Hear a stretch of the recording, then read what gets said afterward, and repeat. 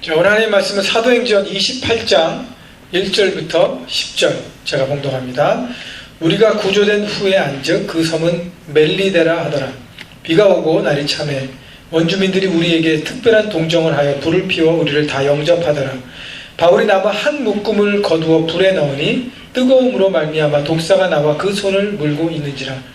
원주민들이 이 짐승이 그 손에 매달려 있음을 보고 서로 말하되 진실로 이 사람은 살인한 자로다. 바다에서는 구조를 받았으나 공의가 그를 살지 못하게 함이로다 하더니 바울이 그 짐승을 불에 떨어버리매 조금도 상함이 없더라. 그들은 그가 붙든지 혹은 갑자기 쓰러져 죽은 줄로 기다렸다가 오래 기다려도 그에게 아무 이상이 없음을 보고 돌이켜 생각하여 말하되 그를 신이라 하더라. 이 섬에서 가장 높은 사람 보블리오라 하는 이가 그 근처에 토지가 있는지라. 그가 우리를 영접하여 사흘이나 친절히 머물게 하더니 보블리오의 부친이 열병과 이질에 걸려 누워있거늘 바울이 들어가서 기도하고 그에게 안수하여 낫게 하며 이러므로 섬 가운데 다른 병든 사람들이 와서 고침을 받고 후한 예로 우리를 대접하고 떠날 때에 우리 있을 것을 배에 실었더라. 아멘. 자, 오늘 사도행전 마지막 장인 28장에 이르렀습니다. 바울이 그렇게 고대하고 바랐던 로마에 도착하는 것이 이제 사도행전 28장 중반 후반에 나옵니다. 오랜 재판이 있었고요. 배를 타고 이동 중에 유라굴로라는 광풍을 만났습니다. 자, 그리고 난 다음에 광풍을 만난 다음에 2주간의 광풍을 만나서 표류하다가 그 다음에 극적으로 육지를 가까이 만나게 돼서 그래서 내리게 된 그곳이 바로 어디냐면 오늘 본문 1절에 나온 멜리데라는 섬입니다. 1절 볼까요? 다시 우리가 구조된 후에 안즉 그 섬은 멜리데라라 하더라. 자, 멜리데라는 섬은 지금의 몰타라고 얘기합니다. 한국의 한반도의 맨 밑에 뭐가 있어요? 섬, 나라? 제주도가 있잖아요. 그죠? 똑같아요. 이탈리아 반도에 그 맨 마지막 밑에 몰타라는 섬이 있습니다. 자, 그러면 이 배가 많이 표류해서 그래도 이탈리아 반도 밑에 몰타라는 섬까지 와서 이제 로마로 상륙하는 바로 직전에 와 있다는 것입니다. 자, 그런데 이런 의문이 우리한테 생겨요. 하나님께서 왜 이렇게 바울에게 많은 고생을 시켜서 로마에 가게 하셨을까? 로마라는 비전을 주셨으면 좀 순탄하게 가서 체력을 잘 안배하고 여러 가지 준비해서 딱 가서 멋지게 사역하면 좋은데 가기 전에 2년 동안 예루살렘과 특별히 가이사랴에서 2년 동안 죄인의 신분으로 꼼짝 못하게 감금되어 있게 하고 그리고 배를 타고 항해해서 로마로 향하는데 2주 동안 유라굴로라는 광풍을 만나서 정말 죽음에 이르는 엄청난 고생을 합니다. 그리고 지금 이 멜리데라는 섬에 와서 또 한참 동안 있게 하다가 그리고 로마로 가게 합니다. 도대체 이런 과정들이 왜 필요했을까? 바울에게. 하나님은 바울에게 마지막까지 철저하게 훈련시키시길 원하셨어요.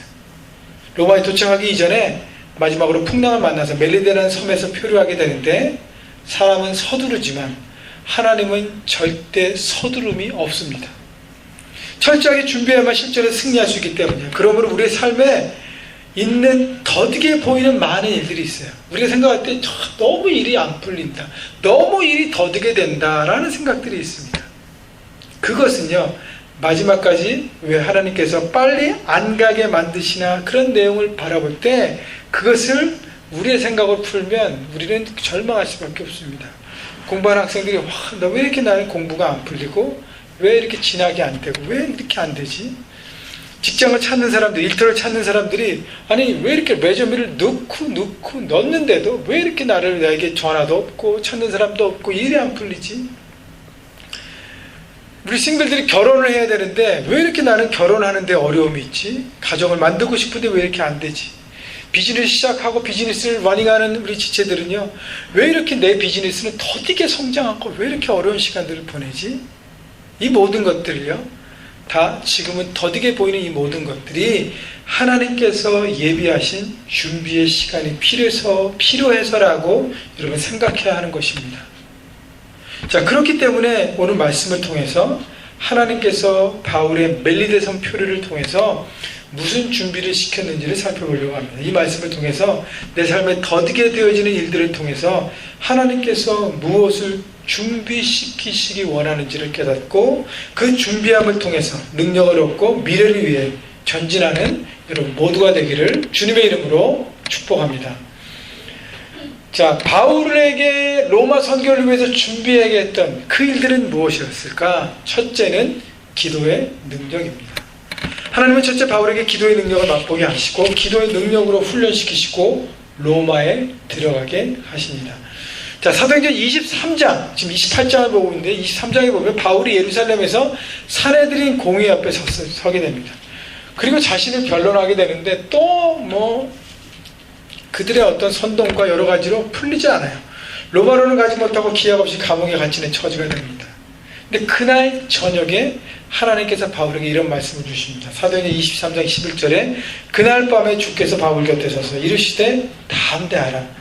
내가 예루살렘에서 나의 일을 증거한 것 같이 로마에서도 증거해야 하리라 하시니라.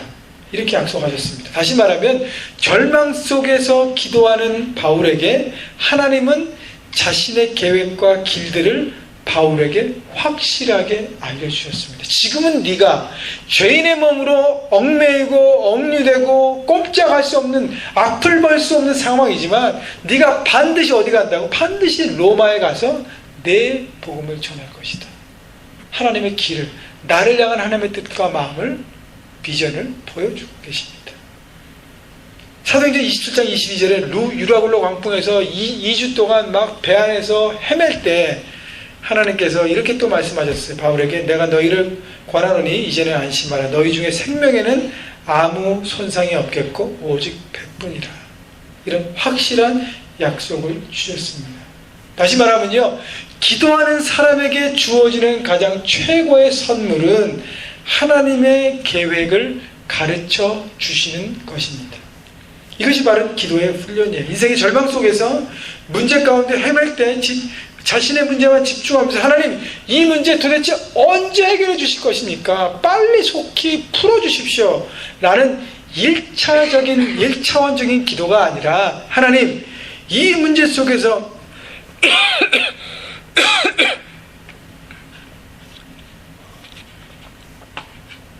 죄송합니다. 하나님, 이 문제 속에서 말씀하시려는 하나님의 뜻이 무엇입니까? 라고 묻는 것입니다. 하나님의 뜻, 하나님의 마음을 구하는 기도입니다. 우리는 아무것도 모르고 대충 살아가는 인생이 아니에요. 우리는 하나님께서 주신 확신과 약속 가운데 살아가는 인생입니다. 아모스 3장 7절에 보면 하나님께서 이렇게 말씀하십니다. 주 여호와께서는 자기의 비밀을 그종 선지자들에게 보이지 아니하시고는 결코 행하심이 없으시리라. 하나님께서는 항상 기도하는 종들에게 확신을 통해서 이것이 나의 길이다 라고 알려주시고 난 다음에 그 길을 걸어가게 만드신다는 것입니다. 여러분, 출애굽기에 보면요, 이상한 것을 우리가 발견하게 됩니다. 모세는 위기와 환난을 와도요 절대 흔들리지 않는데 이스라엘 백성들은 문제만 나면 갈팡질팡하고 좌절하고 원망하고 난리가 났습니다. 그 이유는 다 바로 이거예요. 하나님께서 모세는 하나님께서 보여주신 능력으로 말미암아 전체 여정, 그림을 다 보고 가고 있습니다. 전체 그림을 다 보고 가요. 근데 이스라엘 백성들은 전체 그림을 보지 못하고 매일매일 눈앞에 벌어지는 일들만을 바라봅니다. 그러니까 그것에 반응하고 흔들릴 수밖에 없었던 것입니다. 그렇기 때문에 기도란 하나님의 마음을 깨닫고 품는 것이, 그래서 기도의 능력이란 하나님의 마음, 즉 전체 그림을 보게 만드는 힘인 것입니다. 이런 문제 가운데 빠질 때, 하나님께 간구할 때, 하나님의 뜻과 하나님의 마음을 구할 때, 여러분, 기도 가운데 우리가 받는 것은 하나님에 대한, 내 안에 대한 하나님의 확신이에요. 아, 하나님께서 이렇게 이루어질 것이다.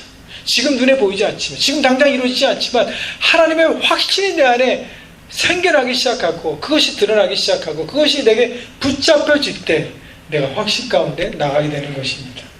시편 103편 7절에 보면 이런 말씀이 있습니다. 그 행위를 모세에게, 그 행사를 이스라엘 자손에게 알리셨다. 하나님께서는 하나님의 뜻을 알리는 방법이 각기 달랐는데 모세에게는 행위를, 이스라엘 자손에게는 행사를 알려줬다는 거예요.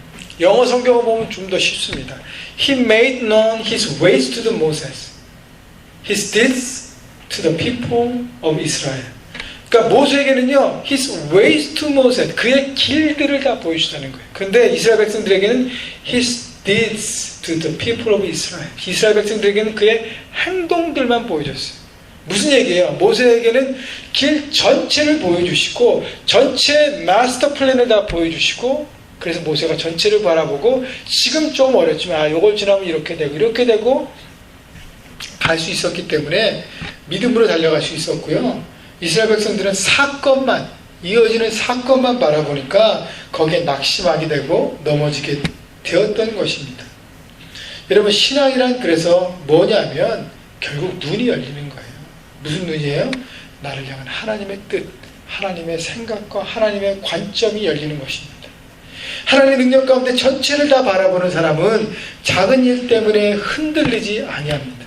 흔들려도 금방 돌아옵니다. 매 사건, 여러 가지 일 때문에 안달복달하는 사람은 항상 원망하거나 절망합니다. 그러나 쉽지는 않아요.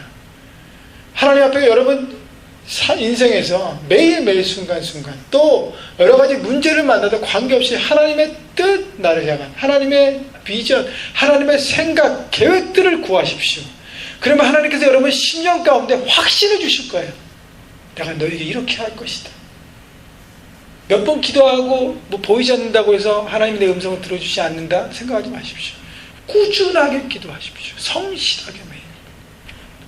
뭐가 일이 되면 기도하지 않고 뭐가 안 되면 기도하고 하기 때문에 하나님의 마스터 플랜을 볼 수 없는 거예요. 여러분 꾸준하게 주님 앞에 나가십시오. 그리고 하나님의 뜻, 나를 향한 하나님의 뜻을 간구하십시오. 그때 우리는 여러 가지 일들 때문에 반응하는 인생이 아니라 그것에 흔들리지 않고 하나님의 뜻을 붙잡고 달려가는 인생이 될 것입니다. 그러므로 여러분의 인생 전체를 주님께 맡기시고 하나님께서 우리에게 인도하신다는 확신 가운데 걸어가는, 그래서 인생에 일어난 사건들에 반응하며 흔들리는 것이 아니라 믿음의 신실한 종들이 되시기를 주님의 이름으로 축복합니다. 자, 두 번째는요, 하나님께서 바울에게 로마로 가기 전에 멜리데에서 하나님의 어떤 것을 훈련받고 준비하기 원하냐면 은혜로 살아가는 삶인 것입니다. 자, 2절 볼까요? 오늘 본문 2절. 비가 오고 날이 참에 원주민들이 우리에게 특별한 동정을 하여 불을 피워 우리를 다 영접하더라. 자, 바울을 포함한 로마로 향하는 죄수를 싣고 떠난 배는요, 유라굴로라는 거센 광풍을 만나서 2주 동안 거의 죽다 살아납니다. 하루도 맑은 날 없이 2주 동안 비바람이 몰아친 것입니다. 여러분, 그냥 우리가 육지에 살아갈 때 2주 동안 장마가 와서 비바람이 쳐도 그냥 난리가 납니다. 천재지변이 나는 거랑 똑같아요. 근데 거기는 바다 위였어요. 여러분, 얼마 전에 우리 교회 지체들이 여러분 낚시에 갔었는데 그때는 뭐 풍랑을 만나진 않았죠. 괜찮았죠. 바다에서 배를 탔는데 풍랑을 만나본 사람들은요, 바다의 풍랑이 얼마나 심한지를 잘 알 것입니다. 제가 대학교 4학년 때, 지금부터 20년이 넘었는데 훨씬 동남아로 단기 선교를 갔습니다. 그때 이제 중국이 아직 열리지 않을 때예요. 그래서 홍콩에서 마카오를 갔다가 다시 마카오에서 홍콩을 오는데 그때 배를 탔어요. 배를 타는데 이제 막 선교 사역을 했기 때문에 노방전도 하고 많이 지쳐있어서 배 타자마자 저는 잤습니다. 처음에는 날씨도 좋고 기상도 좋고 평온한 바다였어요. 너무 멋있더라고요. 바다에 배를 탁 타고 하는데 그래서 저는 잠이 들었습니다. 근데 자고 있는데 너무 시끄러운 거예요. 제가 웬만하면 안 일어나는데 너무 시끄러워서 일어났더니 난리가 났어요. 비바람이 몰아치면서 파도가 들이치면서 배가요 롤러코스터 타는 것 같아요.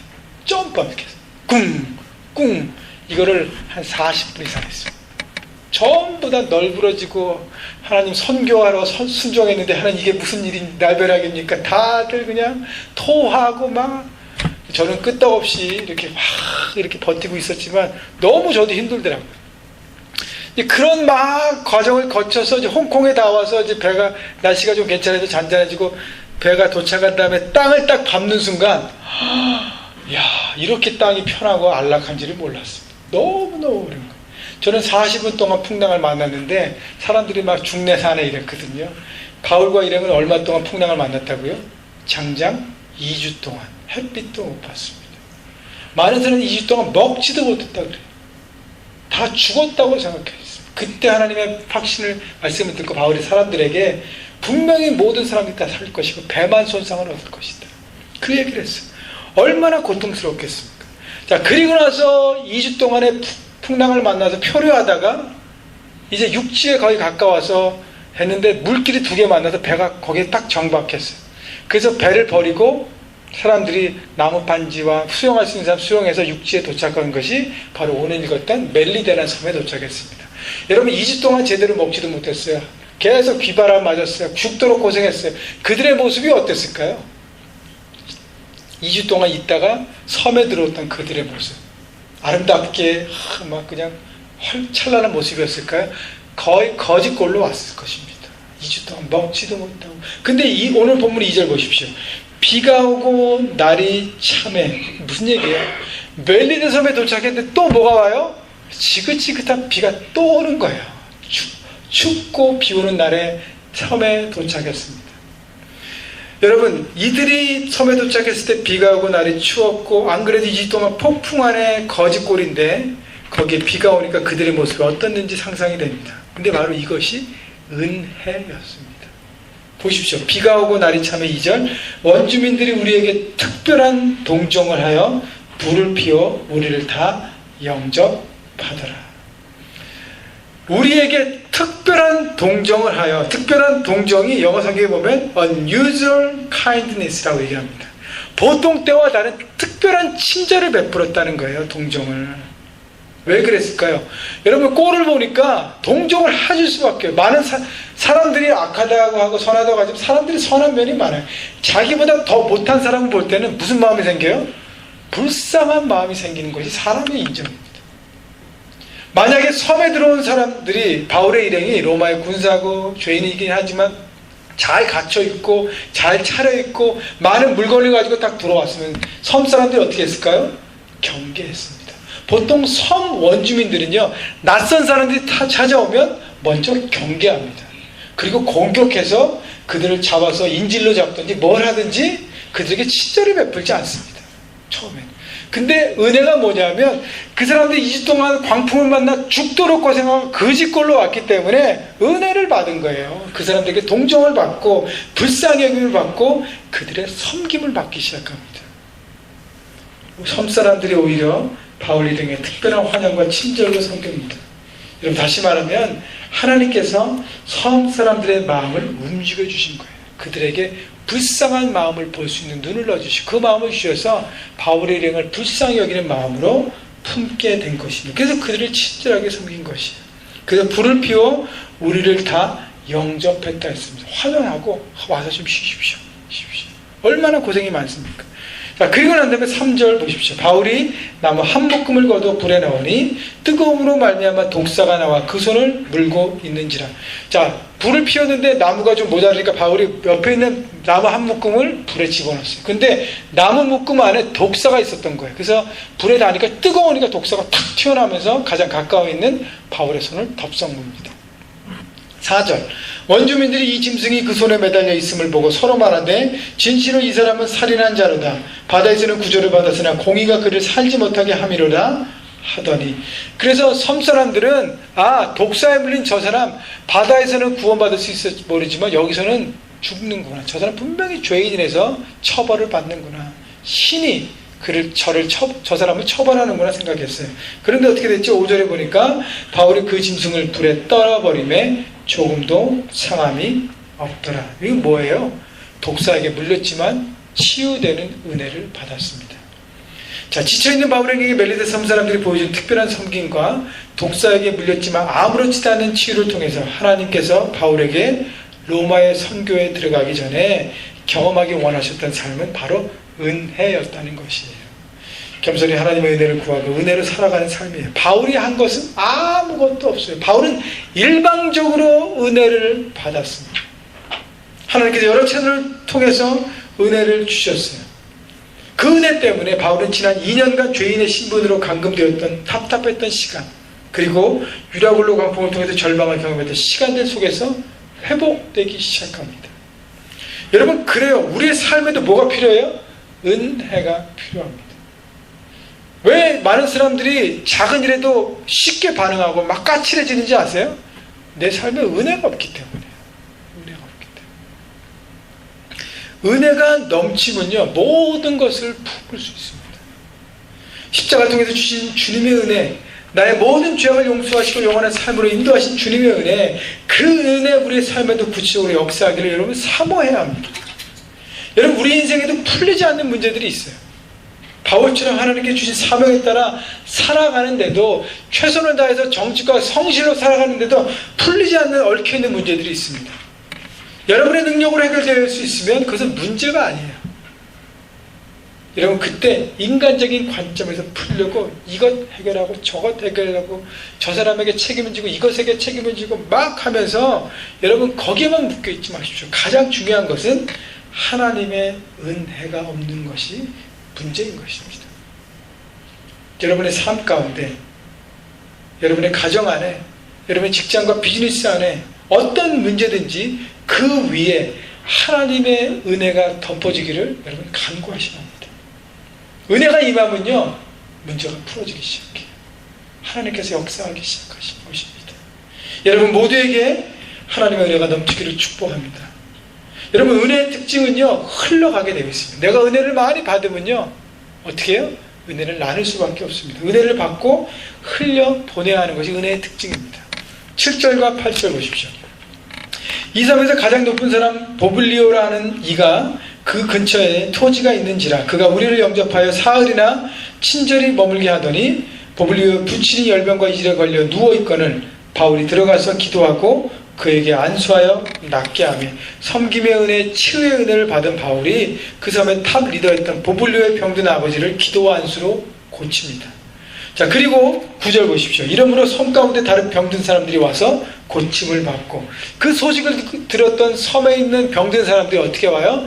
바울에게 찾아와서 병 낫기를 간구합니다. 바울은 모든 사람들을 품고 기도하고 병을 고쳐줍니다. 다시 말하면 하나님께 받은 은혜를 흘려보낸 것입니다. 여러분, 바울에게 능력이 있어서 병이 난 것이 아니에요. 하나님이 바울을 사용하신 것뿐인 것입니다.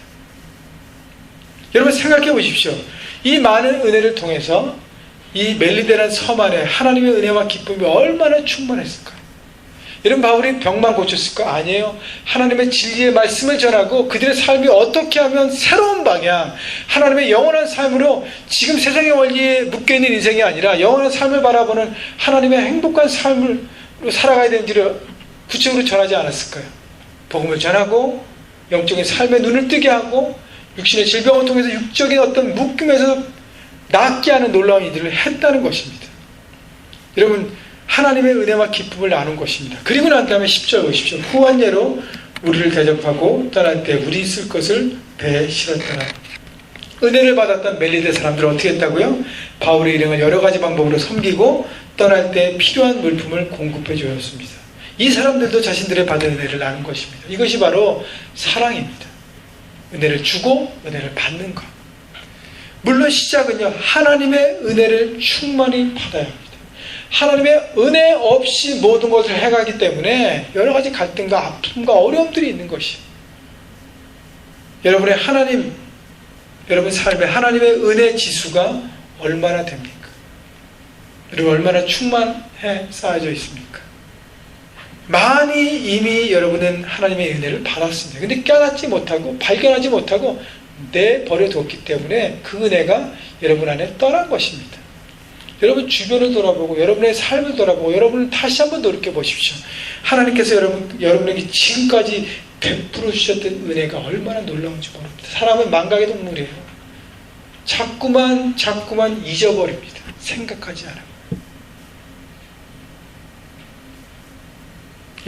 여러분 모든 삶에 하나님께서 이미 주신 많은 은혜들을 깨달으십시오. 발견하십시오. 다시 한번 돌이키십시오. 그때 여러분 안에 회복이 시작되기 시작할 것입니다.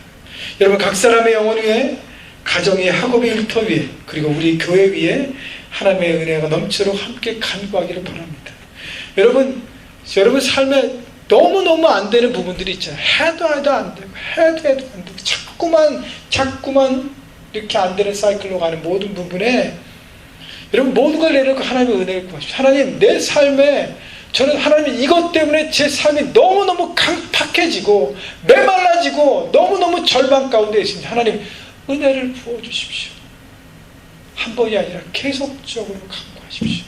하나님의 은혜가 부어지면 여러분 생각지도 못하는 일들이 풀어지기 시작할 것입니다. 은혜가 없기 때문에 너무너무 내 삶이 괴로운 거예요.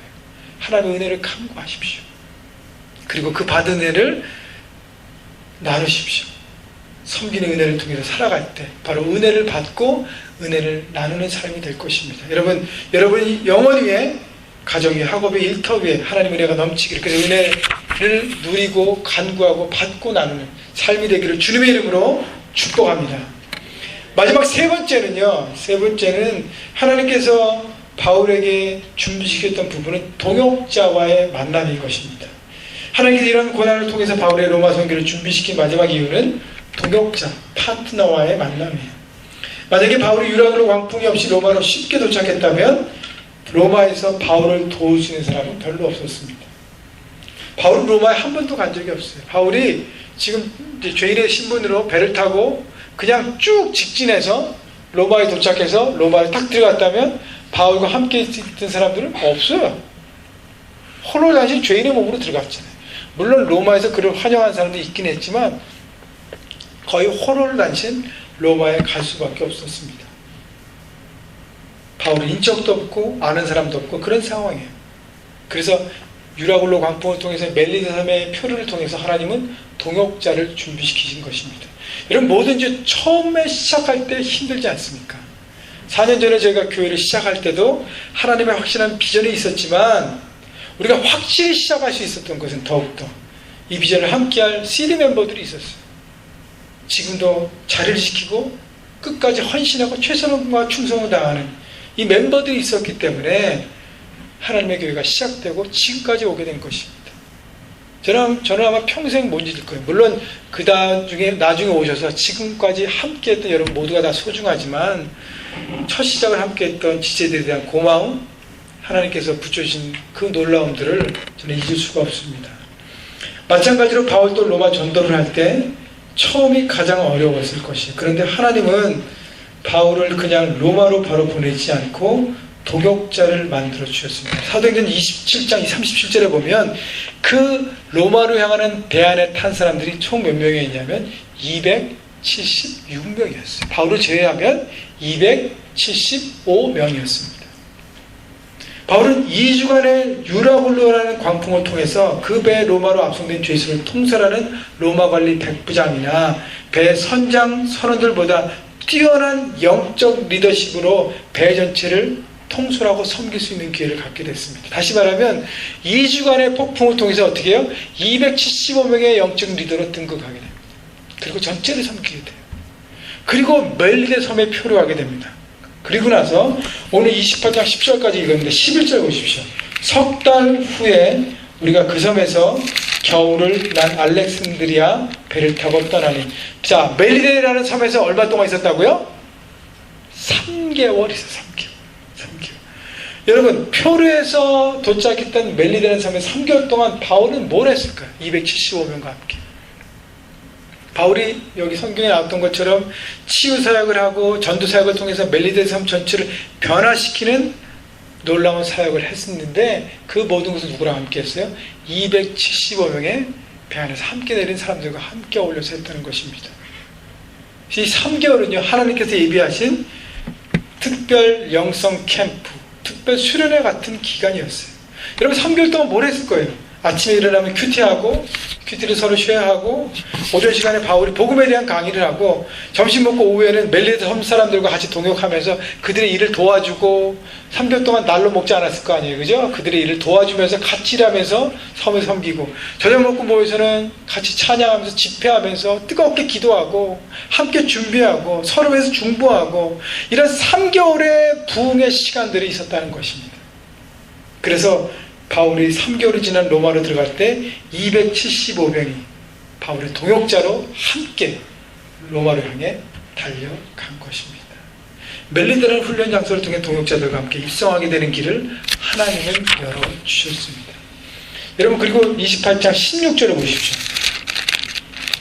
우리가 로마에 들어가니 바울에게는 자기를 지키는 한 군인과 함께 따로 있게 허락하더라. 여러분 보십시오.